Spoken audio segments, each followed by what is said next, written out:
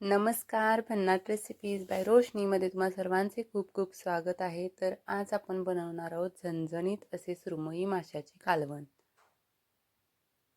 तर त्यासाठी मी येथे सुरमई मासा अशा पद्धतीने कट करून घेतलेला आहे आणि स्वच्छ धुवून घेतलेला आहे. तर याला आपण मीठ लावून घेणार आहोत, तसेच थोडीशी हळद. हे दोन्ही बाजूनी पसरवून छान लावून घ्यायचं आहे माशांना.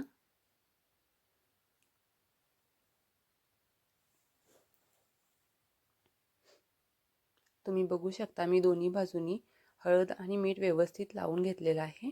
आता आपण कालवण बनवण्यासाठी वाटण बनवणार आहोत. त्यासाठी 2 मध्यम आकाराचे कांदे, 2 इंच आल्याचे तुकडे, तसेच 8 ते 10 लसूण पाकळ्या, 2 हिरव्या मिरच्या, तसेच कोथिंबीर घालून घेणार आहोत आणि याचे बारीक वाटण बनवून घेणार आहोत. आपलं वाटण तयार आहे. तर एका कढईमध्ये 1 पळी तेल गरम करून घेणार आहोत. तेल छान गरम झालं की त्याच्यामध्ये आपण वाटण घालून घेणार आहोत.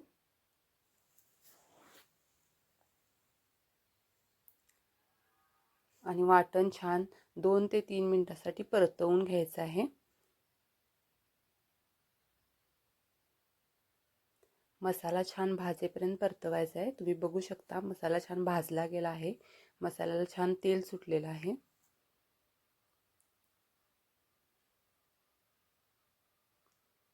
तर आता याच्यामध्ये 1 चमचा काश्मीरी लाल मिरची पावडर, तसेच घरगुती कांदा लसूण मसाला घालत आहे.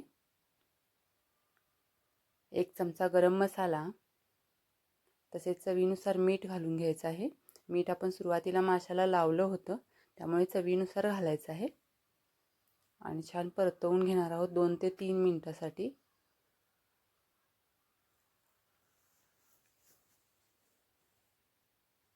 मसाला छान भाजला गेला आहे, बघू शकता तुम्ही. तर आता याच्यामध्ये 1 ग्लास मिक्सरच्या भांड्यामध्ये पाणी घालून मसाल्यामध्ये घालत आहे. आता 2 ते 3 मिनिटासाठी छान उकळी काढून घ्यायची आहे.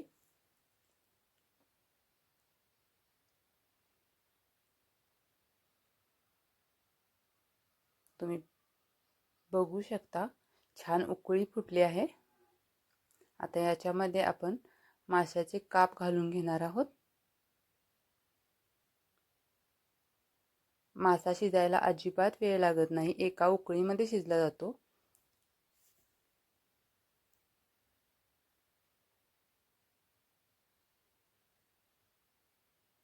तुम्ही या ठिकाणी कोणताही मासा वापरू शकता.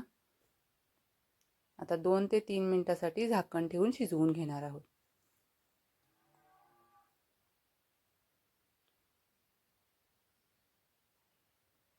तुम्ही बघू शकता उकळी फुटली आहे. 2 ते 3 मिनिटच शिजवले गेलं आहे आणि खूप छान शिजला आहे आपला मासा. तर तरी देखील आलेली आहे खूप छान, बघू शकता तुम्ही.